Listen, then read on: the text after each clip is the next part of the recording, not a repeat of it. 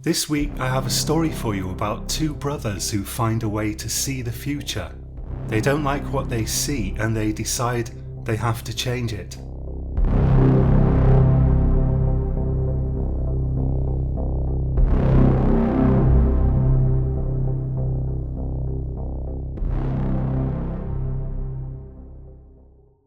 I'm exhausted. I'm knocking off for the night.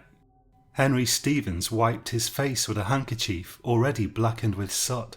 We can't give up now, said George Stevens. We're so close. You've been saying that every day for the past 2 years and look where it's got us. One more try. The furnace is still hot enough. We've got a good head of steam. I'm about done in. We've been at this since 5 this morning and all we've eaten all day is a bit of bread and sausage. It's enough, George. George rested his hands on the water intake pipe. His shirt sleeves were rolled up and his forearms were even sootier than Henry's handkerchief. All right, but we start again tomorrow, right? 5 o'clock sharp. Champion, said Henry. When Henry left the cellar where they worked, George remained there looking at the dynamo, the furnace and the coils of wire, thinking. Something wasn't quite right. The resonant frequency of the coils was off, or the ytterbium wasn't pure enough, or something. He wiped his face with an old cloth that he kept in a bowl of water and began to unhook the ytterbium rods. He would dissolve them in hydrochloric acid, recrystallize them and reduce them with coke. If he worked quickly, he could get it done by 3 a.m. and still get 2 hours sleep. Meanwhile, outside, Henry was walking home in the shadow of the steelworks when 2 men set on him with iron bars. They left him lying in the street, bruised and bleeding, with a fractured thigh. Mr. Kenworthy sends his regards, one of the men snarled at him as they left. Next time we'll do the other leg, said the other man. Henry hopped and dragged himself home, a distance of almost a mile. George didn't manage to complete the process of purifying the ytterbium by 3 a.m. He finished it well after 5 a.m. Then he checked his pocket watch and found his brother, Henry, was late. There was no way he could get the furnace hot enough without Henry. Not when he had to manually adjust the coils at the same time. He walked briskly to the house they shared and found Henry lying in bed. It's nearly 6 o'clock, you lazy so-and-so, he shouted. Then he noticed the bruises and cuts on Henry's face. Good heavens, man, what's happened to you? What do you think? Said Henry bitterly. Kenworthy's thugs. I told you we shouldn't have borrowed money off him. What did I say? I think my leg's broken. George swore. Can you stand on it? We're so close. If we can get it working, we can pay him back, with all interest he's added on and all. Henry shook his head. Help me strap it up. You'll have to work, furnace. I can adjust the coils, but get me some laudanum first. I'm in quite a bit of pain. After George had fetched laudanum, Henry fell asleep. You rest yourself, said George quietly, watching his brother with a frown. Tomorrow will be soon enough.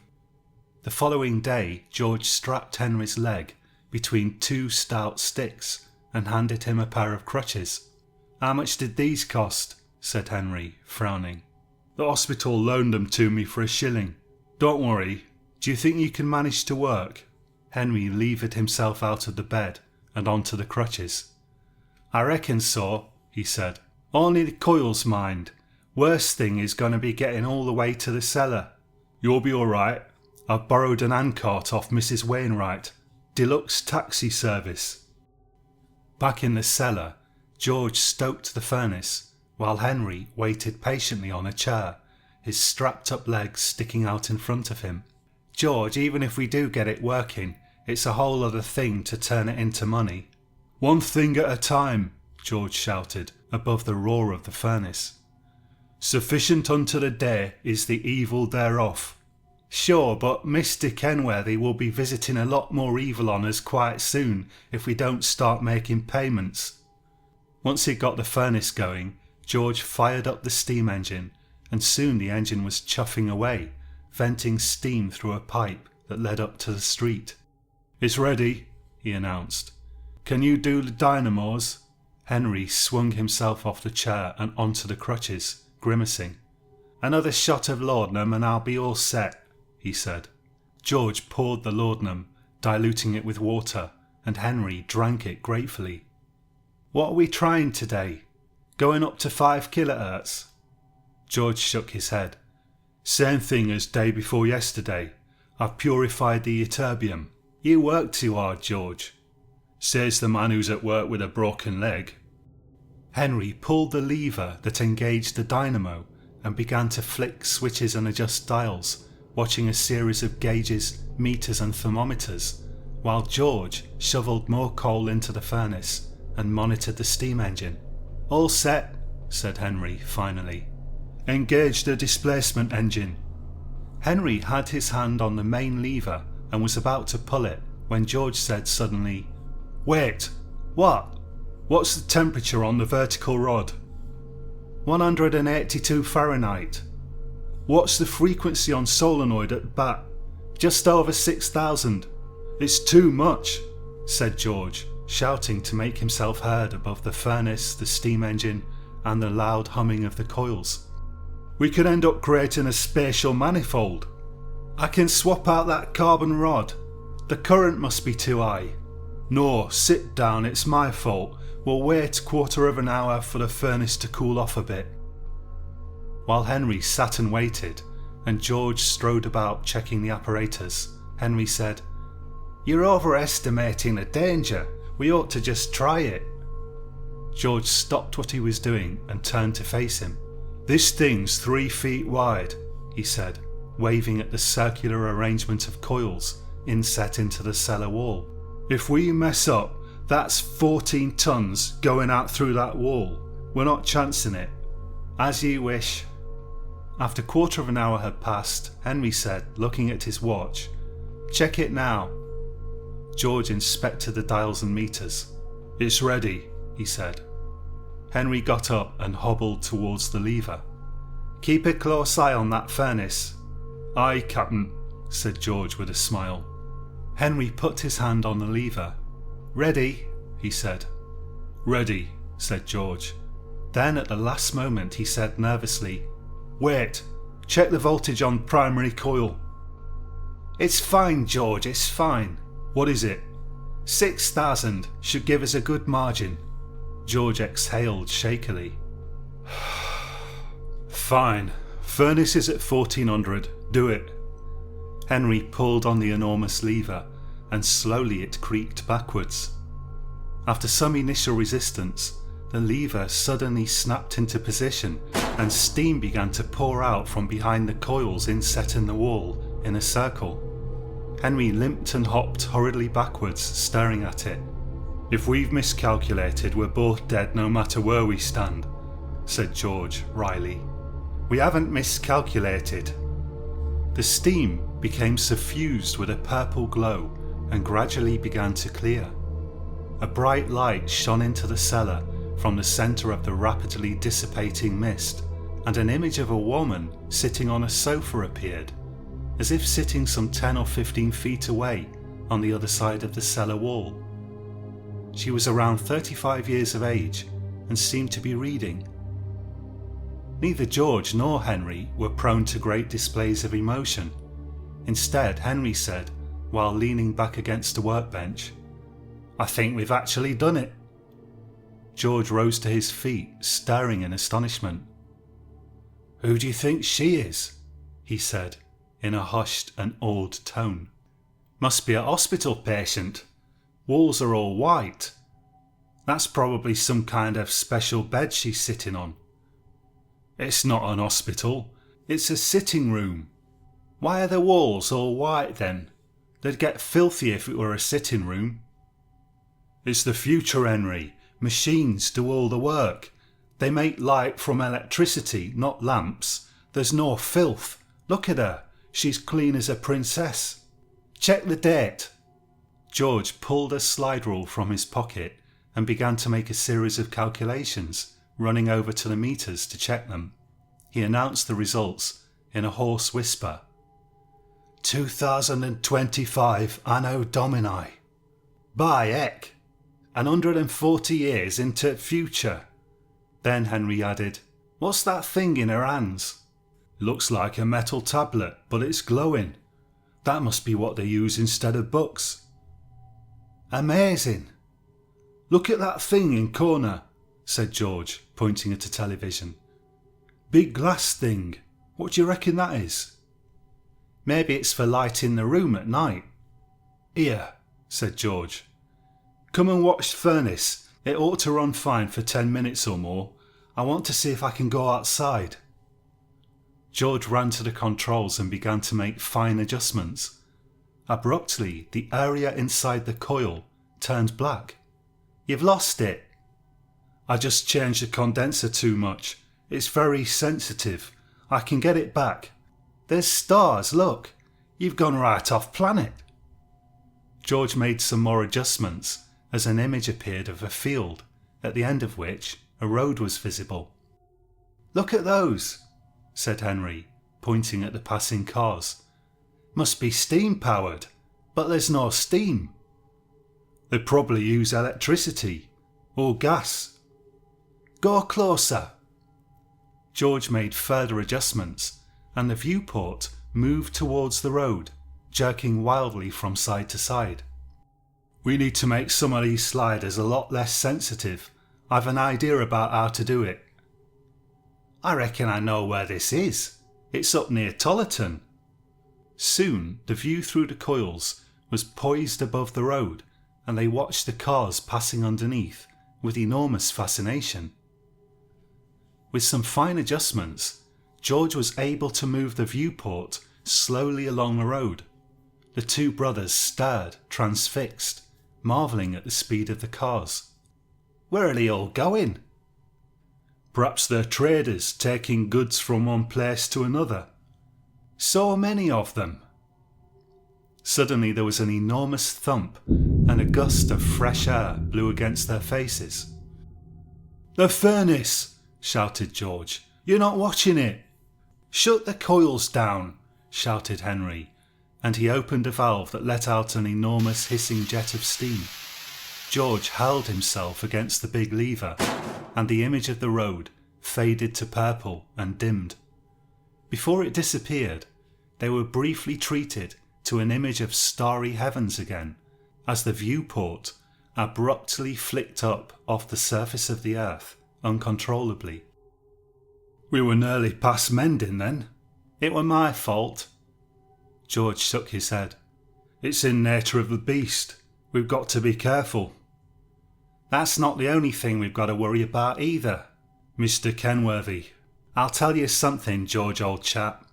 At this moment I find it somewhat difficult to envisage exactly how this is going to help us repay him, unless we can set it to next week and have a gander at the winning horses at Knavesmere. And if we can't repay him—" Henry looked down at his splintered leg and left the thought hanging in the air. They fired up the portal 3 more times that week alone. Every time it opened first upon the living room in a house somewhere near Tollerton. They managed to move the viewport all the way to York, and were astonished at its busyness, the cars and traffic lights, and the quantity of people they assumed from their complexion to be foreigners. The portal always opened at the same place and the same time, with the woman sitting on the sofa, looking at something she held in her hands. "Let's watch her for a bit, see what she does." "We can't be watching people in their own homes, especially not ladies. 'Tisn't right." "Gyor, it's not like she's undressed. She looks familiar somehow." "All same, she seems sad." "I'm telling you, it's an hospital." "It's not an hospital. I want to see what that thing is she's reading. I'm going to see if I can angle it round a bit." "You'll never manage that." "I reckon I can. I'm getting a knack for it." With impressive dexterity, George skillfully manoeuvred the portal around until they were looking directly at the iPad that the woman was holding. "It's a kitten," said George. "How do you suppose that thing works?" said Henry. Where is the actual kitten? I reckon it's a recording, like a phonograph but for pictures. Incredible. George adjusted the portal so they could see her face. Is she crying? Look at her. Maybe the kitten died. Suddenly the woman looked startled and scared. She's heard summat. Someone at the door maybe. George wrestled with the portal, but the woman stood up and vanished out of sight. The portal was focused on the sofa, and George was wrestling with the apparatus, trying to change the point of view, when the woman fell backwards onto the sofa, as if thrown there. A vicious-looking man appeared, flanked by two others who resembled bodyguards. The man seemed to be shouting at her. As they watched, he struck her face violently. He's attacking her, said Henry. We've got to do something. What? Said George. What can we do? Naught. They watched horrified as the man continued to shout at the woman and pummel her with his fists. What if I ramp up power a bit, just enough so we can pick up some of the sound? You know as well as I do that we'll probably both die if you do that. We can't control it well enough. The only thing we can safely bring through it is light, and even then we're taking a chance. This is unbearable. Eventually the man appeared to leave, and after returning from the direction of the door, the woman sat, crying hysterically. Poor girl. Who do you suppose they were? I don't know. George was covering his mouth with his hand, his eyes wide with shock. As if in answer to their question, the woman got up and fetched a piece of paper and a pen and sat down at a table. She began to write something, still crying. Point it at the paper. I'm trying.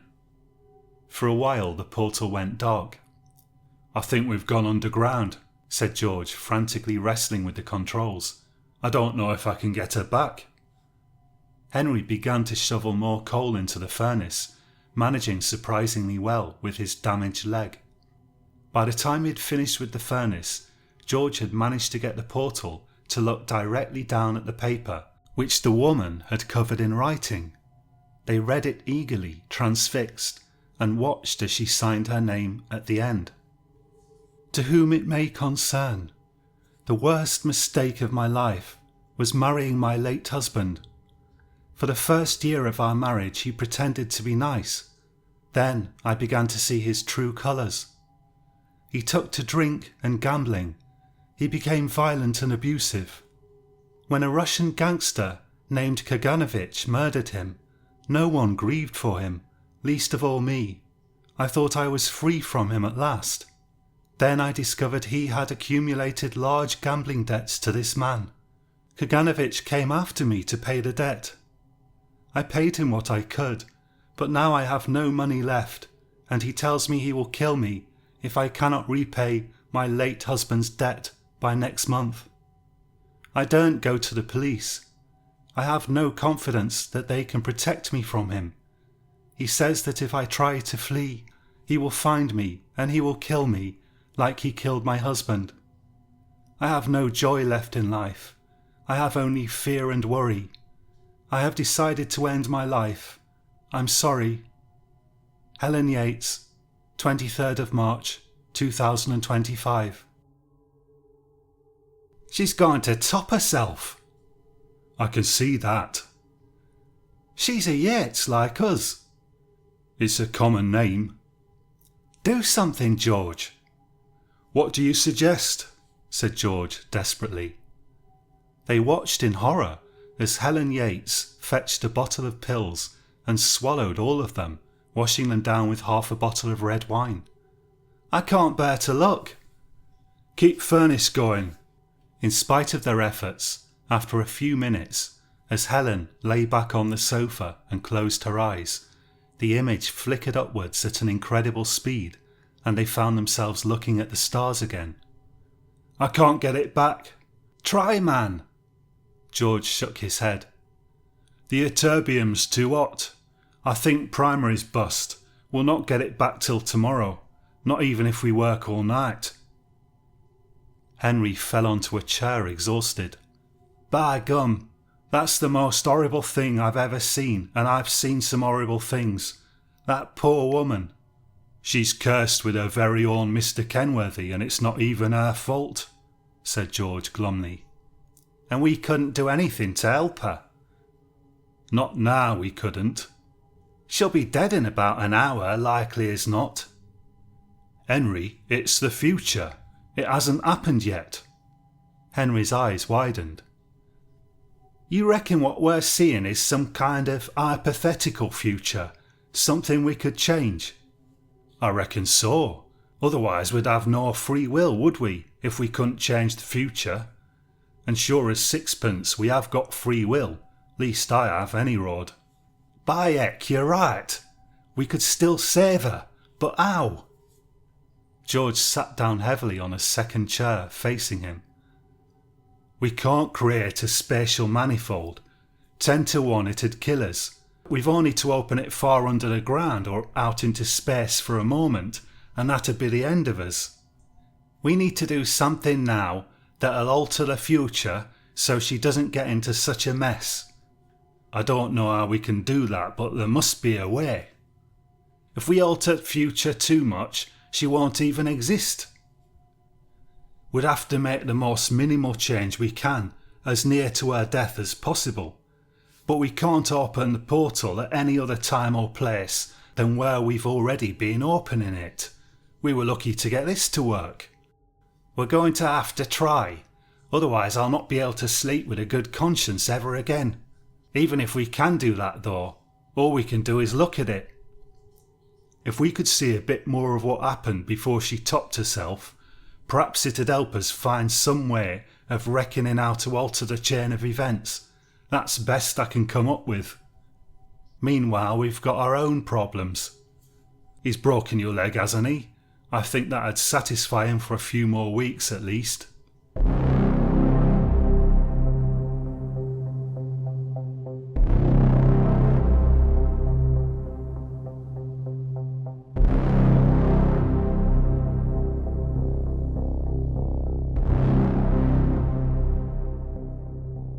For 2 weeks they laboured to try to make the portal open before that fateful day in 2025, with little success. They watched Helen take her own life 6 times over, and they could do nothing to stop it. Henry assured Mr. Kenworthy they'd return at least some of his money in a month, thinking that after they'd saved Helen, they could set their minds to the task of figuring out how to use the machine to spin a profit. But the days passed by without even Task A being achieved, never mind Task B. Then on the 7th attempt, they finally succeeded in opening the portal to a time they judged to be a little bit earlier, on the same day. She's not on the divan, said Henry, who was trying to keep a close watch on the furnace, while also casting anxious glances at the portal. I'll see if I can find her, said George, and he carefully manoeuvred the portal around the house. Eventually they found her, making coffee in the kitchen. What on earth is that? Said George, staring curiously at the coffee machine. There's tea coming out of it, said Henry. It's a tea machine. It's a funny colour for tea. They must drink it very strong in future. Look at the clock. It's 2 in the afternoon. I reckon we've about an hour before that bloke comes round. I'm going to try to find him. Most likely he'll come from York in one of them electric carriages. We'd better have a look at the road. For half an hour they moved the portal slowly along the road in the direction of York, scrutinising the faces of the people in the cars that passed, following the roads that seemed to have the heaviest traffic. But when 3 o'clock came around, they had drawn a blank. We've made a mistake. The day must be wrong. No, we've both done the calculations 3 times over. The day's right. We've just picked the wrong road. Well, she's dead now. What if we reset it and try again? Ytterbium's too hot. No way to cool it down faster without ruining the microstructure. It'll have to be tomorrow. The next day they tried again, and this time they succeeded in locating Kaganovich, driving down from the north in a BMW. That's him, said Henry excitedly. Follow him, George. Turn around and catch up with him. George turned the portal around, but he couldn't seem to make the portal move fast enough to catch Kaganovich's car. At least we know what direction he comes from. We're running out of time though. 2 or 3 weeks and we're supposed to have a big pile of money for Kenworthy. We'll figure it out. We'll have to try again tomorrow, find out where he comes from. That could take weeks at this rate. Why don't we at least have a look around while we're there and see if we can spot anything that might help us make some brass? George was about to follow his suggestion when suddenly they came upon Kaganovich's car, parked at the side of a little lane off the main road. "There he is, look," said George in surprise. "He's stopped. What's he stopped for?" They didn't have to wait long to find out. Kaganovich waded into some trees by the side of the lane, turned his back to them, and proceeded to urinate against the side of an enormous oak tree. That answers that question then. Hey, he's got a gun strapped to his hip. Maybe they all carry guns in future. Doubt it. He's clearly a blackguard of some sort. Otherwise he wouldn't be running around murdering people and hitting women in face. Probably shoots people when he's bored. Kaganovich zipped himself up and went back to the car, where the 2 thugs were waiting patiently. They were about to follow the men down the road when there was a sudden bang and a shower of sparks flew out of the apparatus. "Dash it, primary coil's gone again. That's us done till tomorrow then. I've got an idea. Can you replace the coil without me?" "I can that. What's your plan?" "I'm going to see if that lane and those trees already exist." "It's probably close on 15 mile. I'll borrow a safety bicycle off Kenworthy's stepdaughter." "You can't be messing with Kenworthy's stepdaughter, you lummox," said Henry, horrified. "Why not? She's very nice. I think she likes me. Since her mother died, that brute has made her life a misery. He'll kill you if he finds out you've been anywhere near her. He's killing us in 2 weeks anyway." George ran up the steps to the road. "George, confound it!" shouted Henry at his retreating back. That evening they sat together at the table in the scullery of the little house they shared together, looking at a diagram that George had drawn on a piece of paper. "Go over it again. I need to think about this." "All right. When a salty liquid, such as urine, closes the circuit between these wires here, that activates this relay, which drops these 2 rods, activating this galvanic cell here. That powers up this big coil here. The big coil sets up a vibrating magnetic field which charges up these 2 smaller coils. When something metallic, like a gun, distorts the magnetic field, suddenly like, that closes this relay here, which closes the circuit with the condenser, which discharges a good 2 or 3 amps at 10,000 volts. I don't know, George. I've got some reservations about this." "It's not murder. He drives her to do herself in. He's already killed her husband. The way I see it, it's more like defence." "Aye, but I'm wondering if you can really keep the charge in that condenser for 140 years. "Course I can't. That's why it's trickle charging from this dry cell here.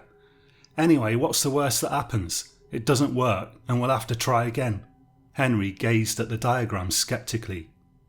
"We'd need weeks of experiments to get this right." 4 weeks, I reckon, and I've already put in 2 weeks of effort on the basic mechanism in case we needed it. So we just need the bit that senses the gun, really." "You've put in 2 weeks? When?" "In my spare time." "You haven't got any spare time." "I had enough." "Are you sure this isn't going to electrocute some child or some dog or something?" "Not unless a child or a dog pees on it while carrying a gun." "In 2 weeks, Kenworthy's going to come for us in an awful foul mood." "We'll cross that bridge when we come to it. Right now we've got to sort out this Kaganovich bloke." For almost 2 weeks they worked on George's device, additionally incorporating an ingenious timing mechanism that, in theory, would only activate the device after at least 120 years. When it was finished, they buried it by the tree where Kaganovich had stopped on his way to Helen's house. Once it was safely installed, they fired up the portal so they could check whether their plan had worked. Again they found Kaganovich driving down the road with his 2 henchmen, and they watched him as he approached the tree. When he stood in front of the tree to urinate, for some moments nothing appeared to be happening, and Henry said, "I bet it's the timer. We've made it too safe, or else the cells deteriorated too much." Then Kaganovich seemed to stiffen, and he fell over backwards without moving another muscle. Soon his colleagues got out of the car to see what had happened to him. "They're going to be awfully angry when they find out he's died," said George. But instead, after taking his pulse, the two men began to dance around, and one held his palm in the air so the other could clap it. Then they took turns to spit on Kaganovich's corpse and proceeded to drive back the way they had come. "That went better than I expected," said George. They were contemplating their success when there was a loud knocking at the cellar door, and George and Henry exchanged frightened glances. "It's him," said Henry in a feverish whisper. "It's Mr. Kenworthy. You'd better go. It takes me 5 minutes just to get up steps." The door of the cellar opened out directly onto the street, and as soon as George opened it, Kenworthy grabbed him by the collar and practically dragged him down the steps. Accompanying him were the two men who had broken Henry's leg. "So, what you got to say for yourself?" said Kenworthy when they all reached the bottom of the steps. He held George against the cellar wall.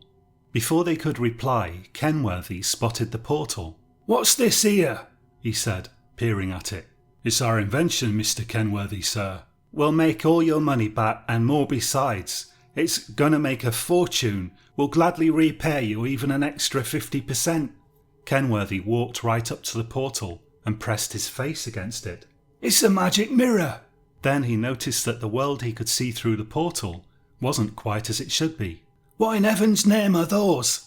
he said, looking at the cars. One of the men kicked Henry's broken leg and shouted, "Speak up, lad." It's a portal," said Henry, stuttering. "It shows us the future," said George, picking himself up from where he'd fallen against the wall. 140 years into future. "A portal, you say?" said Kenworthy.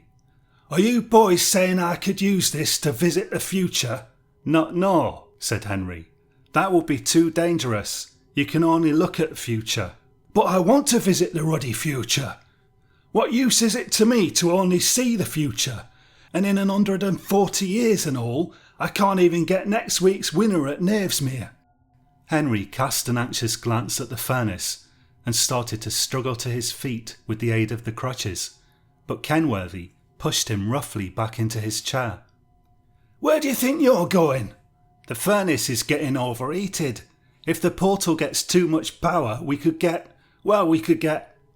sucked into the future," said George, finishing his sentence. "Now you listen here," said Kenworthy, placing his face close to Henry's.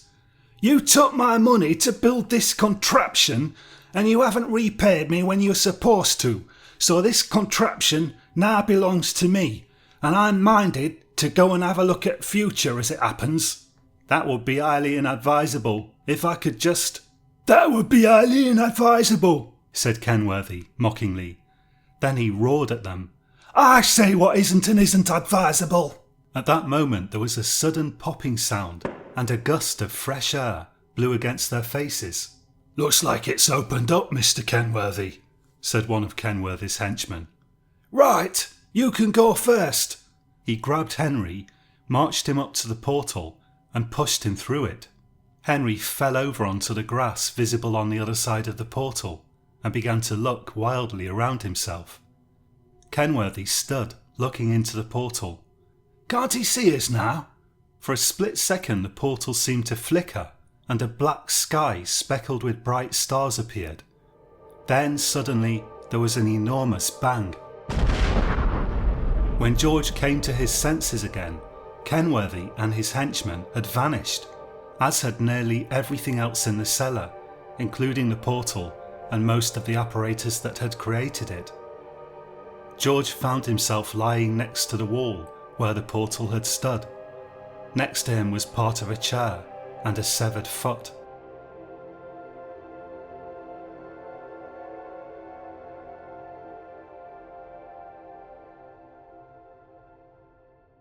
Henry pulled himself upright on the crutches and looked around. He was in the middle of a field, at the edge of which was a road, busy with cars. He hopped slowly towards the road, let himself out through a gate, and began to make his way down the road in the direction of York. After 10 minutes he stopped in a lay-by, exhausted. A car pulled into the lay-by and the driver rolled down the passenger side window and shouted to him through it. "Hey up mate, do you want a lift?" he said. "A lift?" said Henry, puzzled. "Get in, I'll drive you into town. You'll never get there at the rate you're going."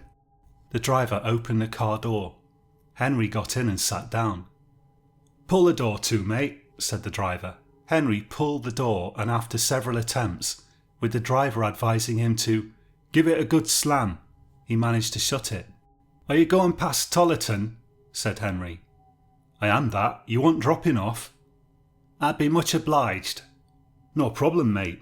Hey, if you don't mind me asking, why are you dressed like that?" Henry looked down at his suit.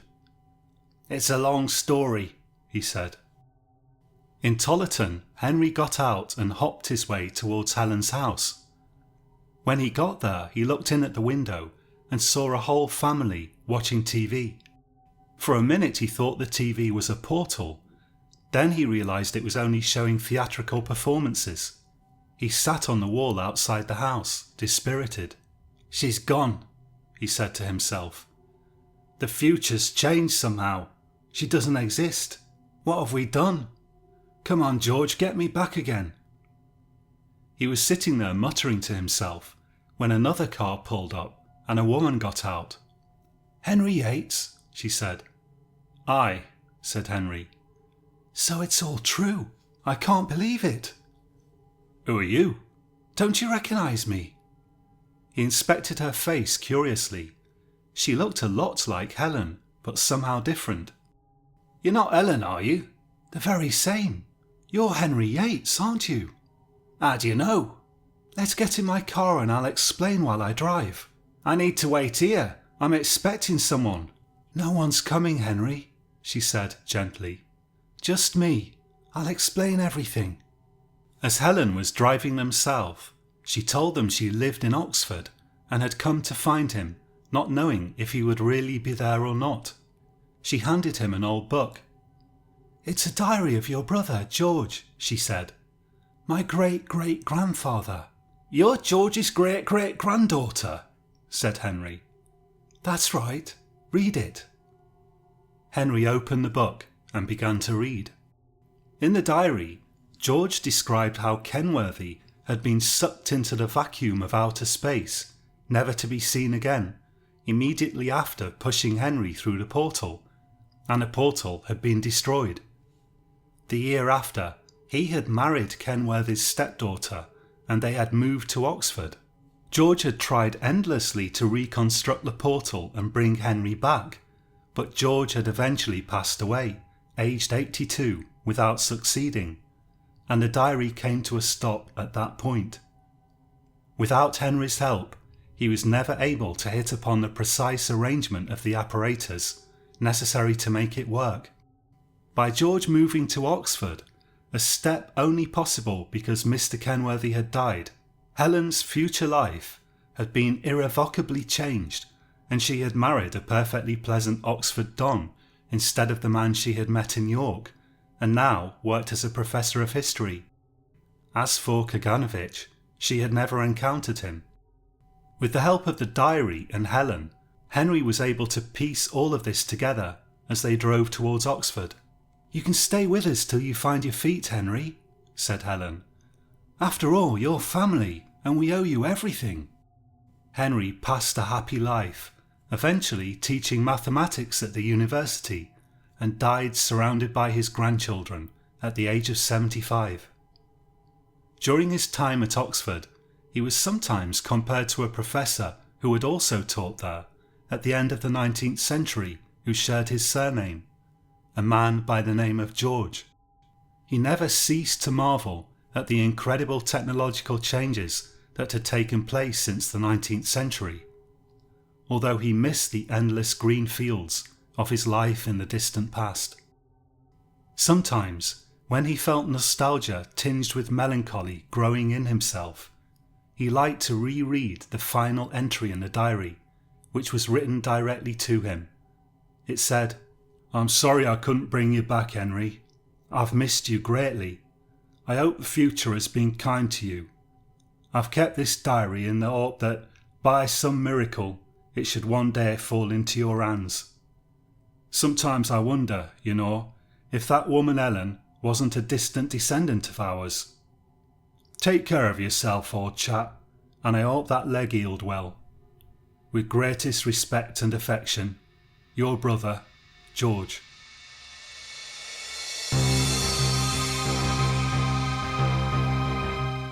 Thank you for listening. You've been listening to Science Horror. My name's John Purcell, and once a week I write a story, read it out and upload it to the internet.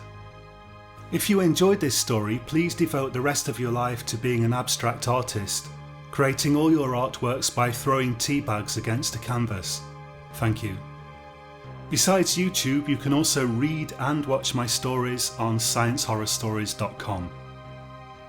I'll have another story ready for you next week. I have absolutely no idea what about. I was going to write a story involving a Mars base, but I started it and 600 words in, I just felt like it wasn't working. So I gave that up and created this story instead. I might return to that one sometime in the future, but meanwhile I will think of something for next week. Hope to catch you again next Monday, and until then, sleep well.